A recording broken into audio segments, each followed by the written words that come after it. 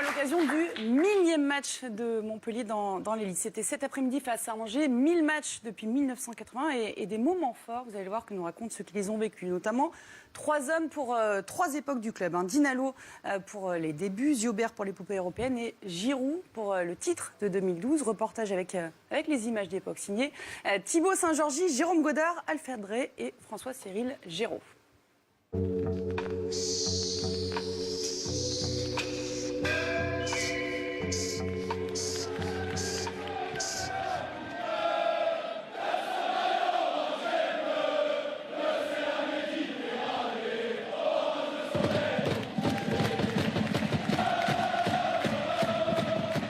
L'aventure du MHSC, je pense que c'est la folie d'un type qui s'appelle Louis Nicolin d'abord, qui a décidé d'en arrivant à Montpellier, en voyant qu'il n'y avait pas de foot à Montpellier, d'en faire un club et déjà aussi de prendre du plaisir lui dans sa vie, je pense. Comment, il y a 45 ans, un club amateur du sud de la France a-t-il séduit ce fleuron du foot français? Fleury Dinalo, légende de l'Olympique lyonnais, surprend tout le monde en s'embarquant dans l'aventure de Montpellier. Fleury, quel âge avez-vous maintenant? Là, je vais avoir 34 ans le 20 avril. Ça nous rajeunit pas tout ça, hein? Ah bah ouais, ça commence à vieillir. J'ai pas envie de vieillir. Et pourtant, hein, j'ai 76 ans. L'homme est en fait un ami d'enfance de Louis Nicolin, qui vient alors de s'installer en Occitanie pour y développer l'entreprise familiale. Son père l'avait envoyé à Montpellier pour qu'il fasse ses preuves. À Lyon, il ne travaillait pas beaucoup. Il l'a envoyé là-bas, il lui a dit « on va voir ce que tu vas faire ».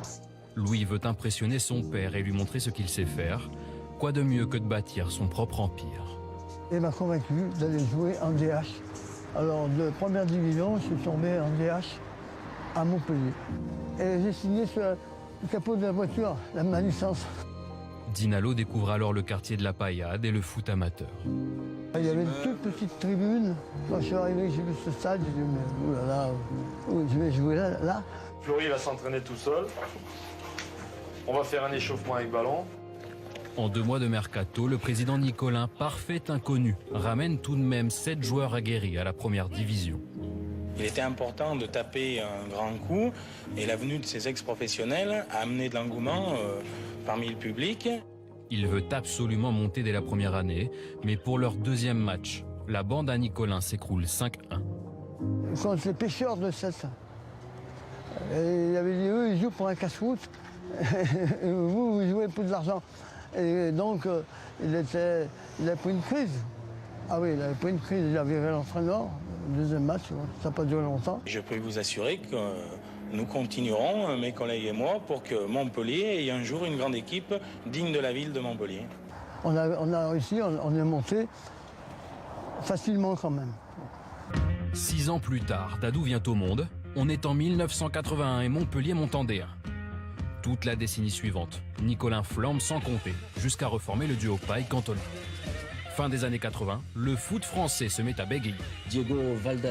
Carlos Valderrama, le meilleur joueur sud-américain.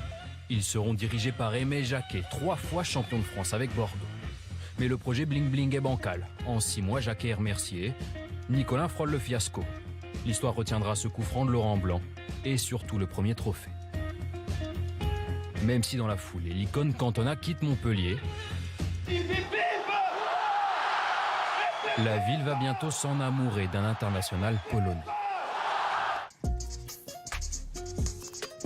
On parle plus souvent de Jacek Ziobert, peut-être même que Eric Cantona.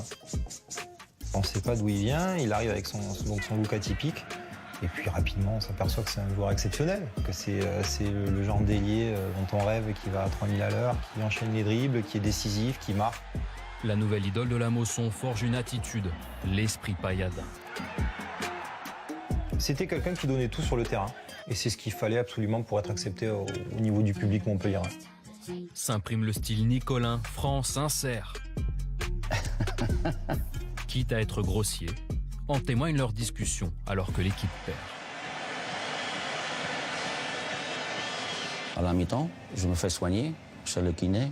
Il m'a demandé « Qu'est-ce que tu fais là ?» Je dis « Je me soigne parce que j'ai mal au genou. » Et il m'a dit « Tu ne vas pas jouer. » Je dis « Oui, je ne vais pas jouer. » Je lève les chaussures, je mets dans le placard et je me partis à la maison. Et M. Nicolas, il a dit hey, Polonais, ça j'aime ça. Il a des couilles. Ça j'aime. Ça c'est son caractère. Un état d'esprit accrocheur qui les transcende en Coupe des vainqueurs de coupe. Premier tour, Montpellier tire le PSV Eindhoven, ce qu'il se fait de mieux en Europe. Tout le monde, ils ont dit qu'on va perdre. Donc il y avait personne qui ont imaginé même qu'on pouvait passer le PSV. Avec Romario, avec tout ça, Koeman, c'était impossible. Mais on peut aller. Alors que le club joue l'Europe 16 ans seulement après sa création, l'ailier sublime Montpellier qui se qualifie pour le tour suivant. Il a fait un sprint, il s'est mis sur les genoux et on a gagné. C'était quelque chose quand même. On ne voit pas le président qui fait comme ça. Contre Bucarest, le doublé de Ziobert les envoie en quart de finale. Nicolin, plus contenu, voit son œuvre changer de dimension. C'était géant, j'ai le souvenir des 5 buts contre Bucarest et bien sûr après de Manchester, mais bon ça on va pas gâcher le reportage et en parler. La frénésie se brise contre Manchester, mais l'avenir se prépare. Louis apprend le métier à son fils et Montpellier fait de la formation sa spécialité. Apothéose 22 ans plus tard, quand Laurent est aux affaires pour le titre de champion de France, conquis grâce au Belanda, Cabella, Stambouli. C'est encore plus beau quand tu le gagnes avec des... Même si c'est bien de gagner avec d'autres, mais c'est toujours bien de gagner avec des gamins qui sont formés au club que tu as vu grandir au domaine de Gramont. Donc voilà, puis ça conforte le travail fait par les éducateurs et l'autre ADN qui est la formation. Donc c'est ça qui c'est un plus, quoi. Ce soir de 2012, Montpellier vient tout juste d'être sacré à la dernière journée, en résistant jusqu'au bout au PSG qatari. Le summum pour un cœur essoufflé, comme dépassé par l'histoire accomplie. En train de se dire, mais qu'est-ce qui m'arrive? Qu'est-ce qu'ils ont fait, ces cons? Le championnat de France, quand t'es Montpellier, ça vaut tous les titres, quoi. Bon, pas celui de l'été dernier, mais...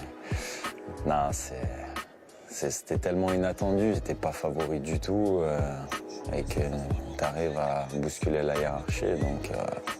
Cette saison l'enverra en équipe de France. 21 buts, 9 passes décisives, dont la plus importante. 37e journée, 94e minute. Match nul, mais si Montpellier l'emporte, ils y seront presque. Alors là, ça a été un moment, le stade a explosé. Et là, des sensations, quoi, des frissons. C'était une bande de frères, quoi.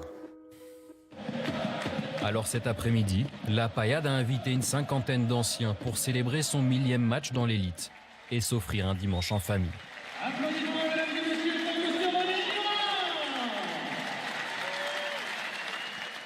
S'il peut rester très longtemps en première division, c'est tout le mal que je souhaite. C'est dommage pour la famille de Montpellier que M. Nicolas n'est pas avec nous.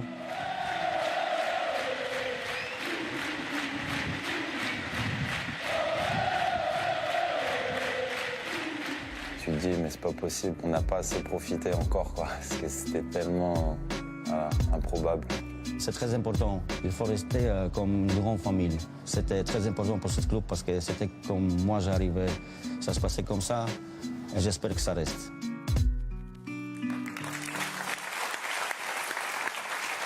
Superbe, magnifique reportage.